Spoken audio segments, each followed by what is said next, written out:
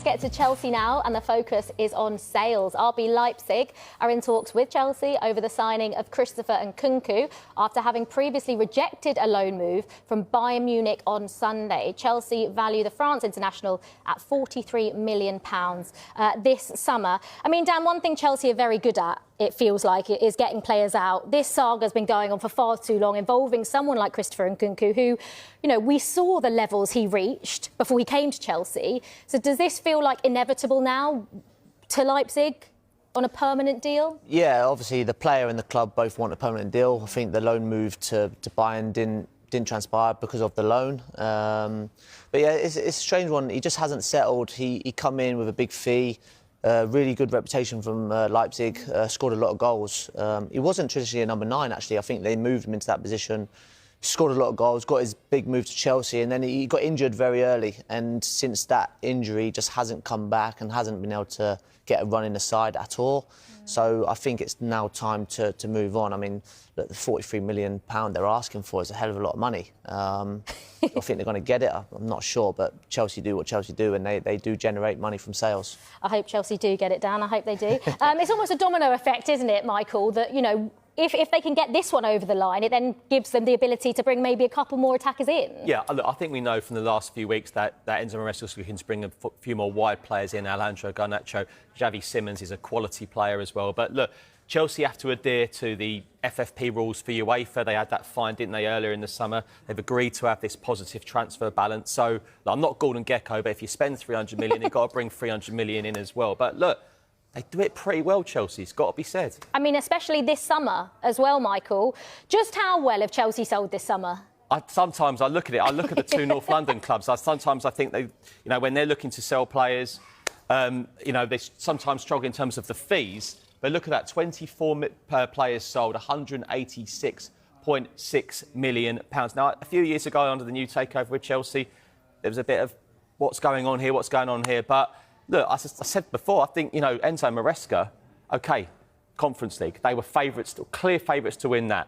But Champions League qualification secured, and then out of nowhere, winning the Club World Cup. He's done all right.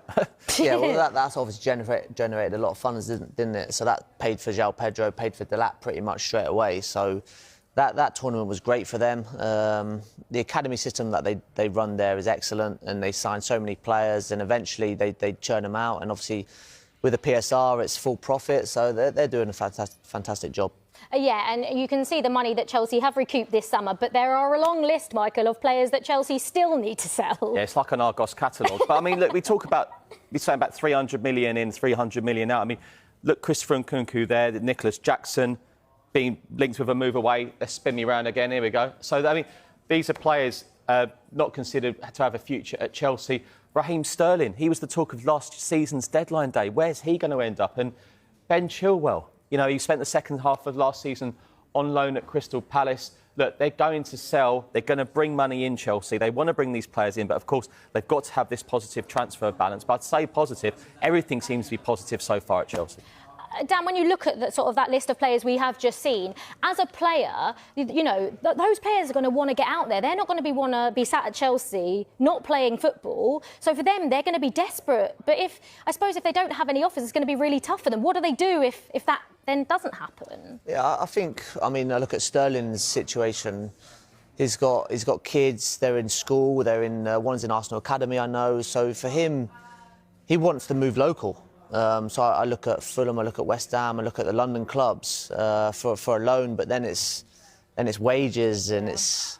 So, I mean, a few clubs abroad would probably want him, but would he actually want to go abroad at this stage of his career? He's won everything in the game. He's played at every top club. Does he feel now he needs to go and prove himself at another big club abroad? Probably not. I think with Raheem, he's got 3 years left of his deal. Quite cosy, I guess. So a loan to a London club would probably suit him the best. Yeah, it'll be interesting to see what happens with all of those players that Chelsea are looking to get out. Well, the deal for that man behind us, Christopher Nkunku, could potentially have a domino effect for Alejandro Garnacho. Yesterday, we told you that Manchester United winger turned down a move to Bayern Munich as he only wants Chelsea. I mean, Dan, turning down Bayern Munich, well, listen, we all know that I would love it if players, want to come to Chelsea. But turning down Bayern Munich is quite something. It's very brave, because if Chelsea doesn't materialise, then he's stuck at Manchester United. Yeah. And this Chelsea deal is not done at all. They obviously need to sell one or two before this happens. Whether they go for Simons before Garnacho as well, and then that space is blocked, I don't know. They could even do full swing and go Eze. They could nick Eze off Spurs. I'd like that. I'm going to throw that one in there. Steady on. Steady on. I knew you wouldn't like that one. But no, I'm just trying to play devil's advocate, really. Garnacho to Bayern, I mean, it's two big clubs, but like I said, very, very brave. Why do you think it's just Chelsea? Why has he only got his eyes for Chelsea? And it's, I suppose, the same with Xavi Simons. There's other clubs interested in him, but for some reason, those two have their hearts set on joining Chelsea. I think it's probably the long-standing interest as well. Players do like living in London, let's be honest. There are plenty of... I mean, you mentioned Tottenham, Christian Romero's just extended his contract. They are, it's settling, it's feeling... I think sometimes we don't fully appreciate these are very young people. It doesn't matter how much you earn, it takes a lot to move away. New language, it's a lot for young lads, So if he's happy, he might have his family over here. And also, it is the lure of London, but also... I think that long-standing interest from Chelsea has probably attracted him as well.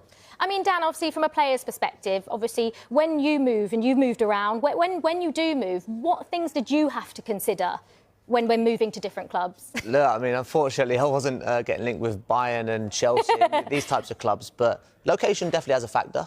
I think if you're a big enough profile, big enough player, you can not pick your location, but you can bear that in mind. Obviously, children, I don't know if he has kids or he's very young. So again, schools and things like that will all come into play. But Bayern is Garnacho for me. Look, he showed glimpses of his quality at Manchester United, but he just hasn't showed it enough. It was a bit like Jadon Sancho. There's glimpses there. We know there's a player there. It's just who can get the best out of him. He obviously believes Enzo Maresca is the guy that can get the best out of him. Will Alejandro Garnacho end up at Chelsea? We shall see. Right, time now for our transfer update. Liverpool target Alexander Isak says his relationship with Newcastle can't continue and change is in the best interests of everyone, as he accused the club of broken promises over his future. Newcastle responded by refuting Isak's suggestion he was told he could leave this summer. Tottenham remain in talks with Crystal Palace over Ebere Eze, but the South London club wants a replacement before considering his sale. Crystal Palace defender Mark Gay is preparing to play in tomorrow's Conference League playoff first leg against Norwegian side Fredrikstad, with no breakthrough yet between Palace and Liverpool. Nottingham Forest are making progress in talks with Juventus over a deal for former Aston Villa midfielder Douglas Luiz. Yohan Wissa was pictured training with Brentford's first team as he waits for a move to Newcastle United to materialise. The striker this week deleted all references to Brentford from his Instagram. Jadon Sancho has decided to explore his other options after Roma made a £20 million bid for the Manchester United forward, although the Italian club have not given up hope of signing him. Chelsea will only sign Alejandro Garnacho and Xavi Simons if at least two first-team forwards leave before the window closes. Leeds United have agreed a deal with AC Milan for the permanent signing of Noah Okafor. Atalanta have moved on from Fulham's Rodrigo Muniz and agreed a deal to sign Lecce striker Nikola Kristovic, according to Sky in Italy. And Newcastle have rejected an approach from Ipswich to take Lewis Miley on loan for the season. The Blues, under the guidance of new manager Enzo Maresca, are determined to strengthen their squad ahead of the new season, and these two high-profile targets could mark a statement of intent.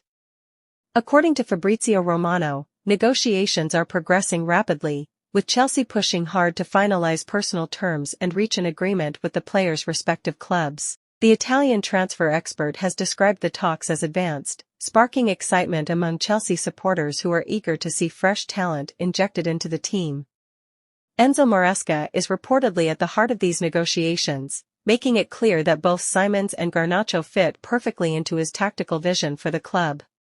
The manager is said to be keen on building a young, dynamic, and attacking-minded squad capable of competing at the very highest level, and these two names are seen as central to that plan. If completed, the double deal would not only demonstrate Chelsea's ambition but also significantly bolster their attacking options. Fans are already buzzing about the potential arrival of Simons and Garnacho, with many believing their signings could usher in a new era under Maresca's leadership.